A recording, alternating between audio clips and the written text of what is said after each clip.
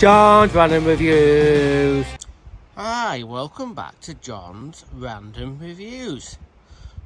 Now then, I've got a bit of a strange one today. Not a strange one, but this is an old copper hot water cylinder, and as you can see, it's sat outside on some old stone flags.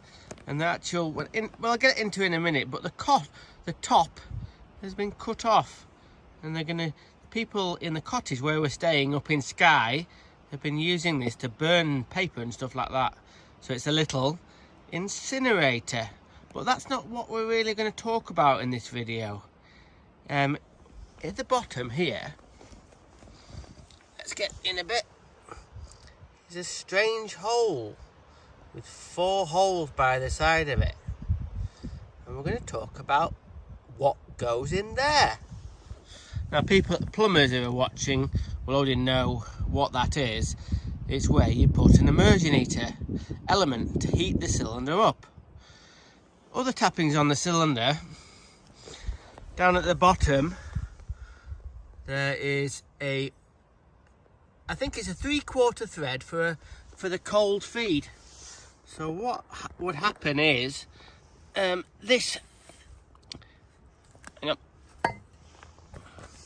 So what would happen is this T-piece here be threaded in to the cylinder, and this would be the cold feed, and this would go up into a loft or a floor above, and it would go into come out of the bottom of a water tank, and that's what would feed the hot water tank.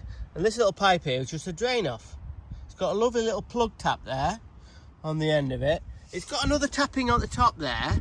I'm not sure what that could be for. Maybe some kind of very primitive gravity secondary circulation. Let's get the top off really quick, and let's see if we can read anything on the top. The top has got another 3/4 thread on it, and it's got what would we call a male iron, which is 3/4 male BSP to 3/4 copper. This is old imperial copper.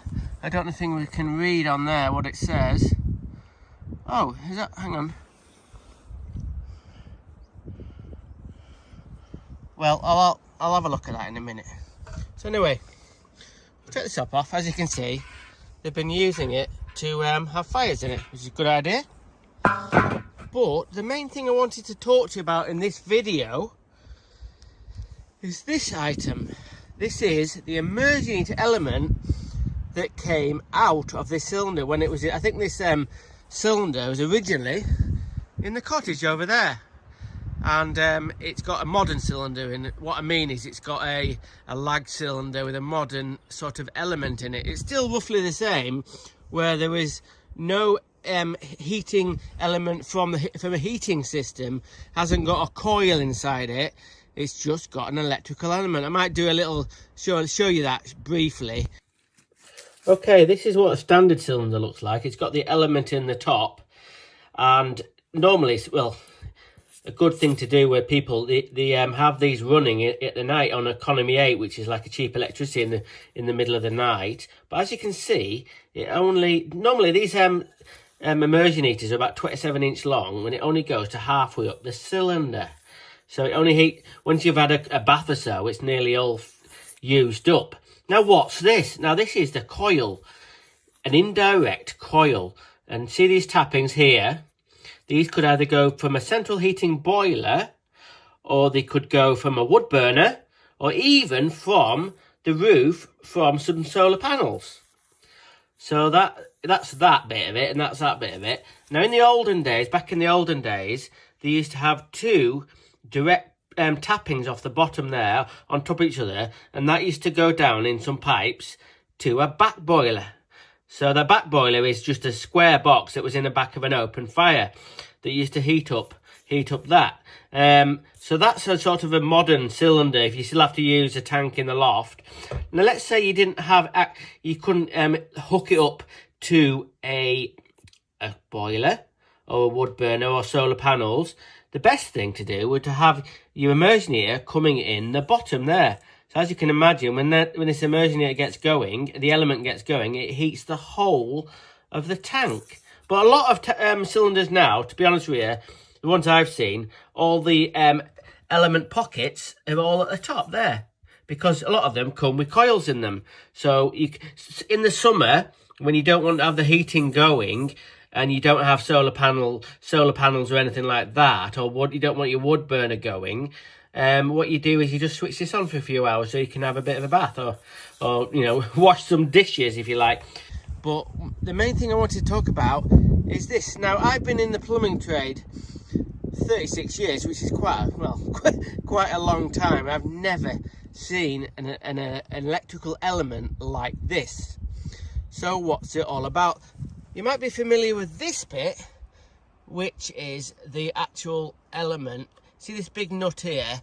It's got a thread at the back of here, which is about 2.5 inch thread, and you can actually take the element out. If the element actually went wrong, they do burn out. You can unthread that with a big special spanner, and that threads out. So let's have a look at the end. Red Ring, very famous company for doing elements.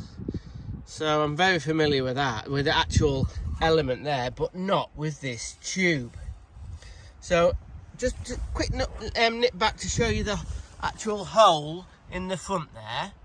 So that's got the hole for the element, and it's got 4 bolt holes to bolt this flange onto the cylinder to make it watertight. If you look at the back, you can see remnants of a rubber washer on there.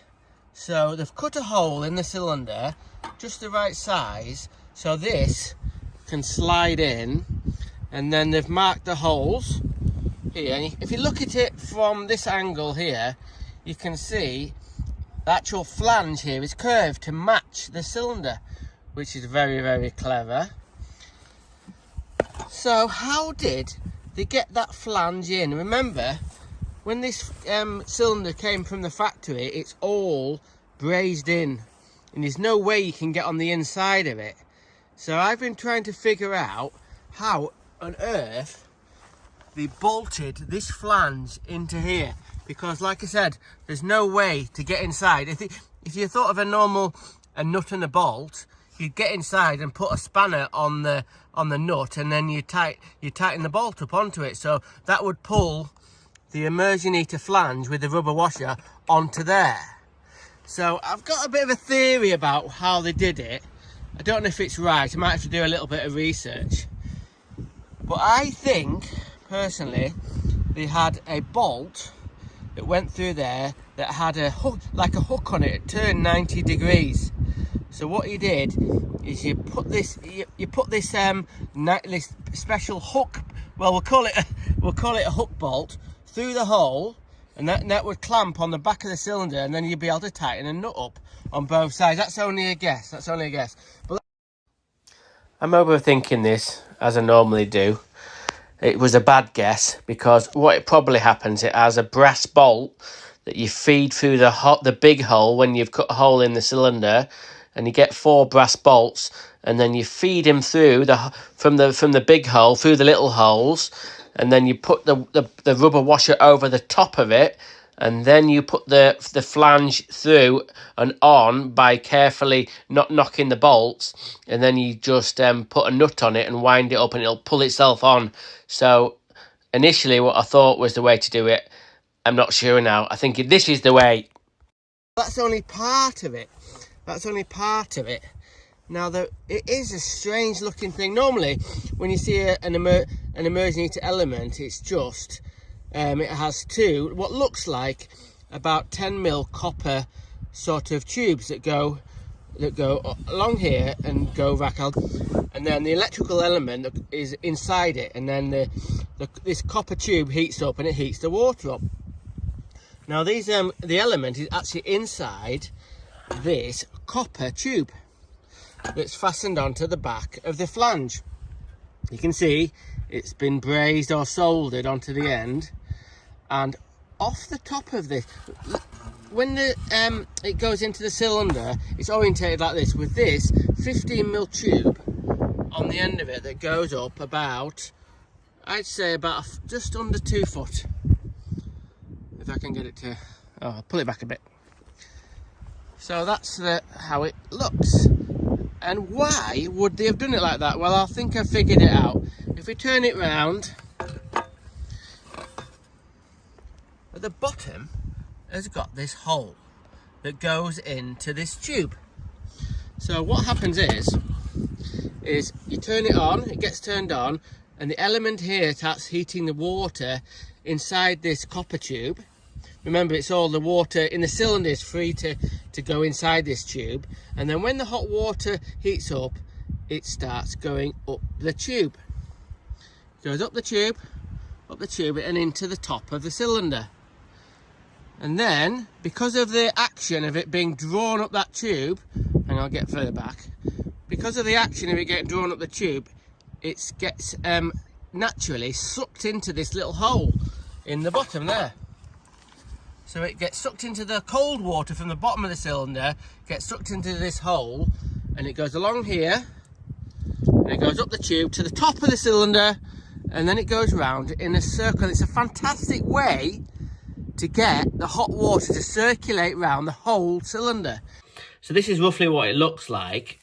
So what happens is when it's switched on, this element in here heats up, and then the hot water goes up there, and it goes to the top of the cylinder, and then it gets drawn back down because it gets drawn back in that little tube. Remember we were talking about that little tube?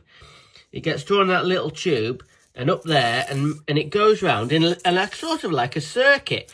So you get a full tank of hot water. Oh, Pepper, hello. How are you? Have you been for a nice walk? Good girl. She's really enjoying it up at Skye.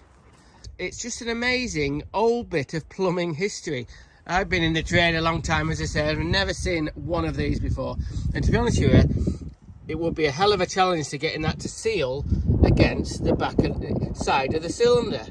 So there we go, a very odd and old plumbing immersion element from a very, very old cylinder that's now an incinerator.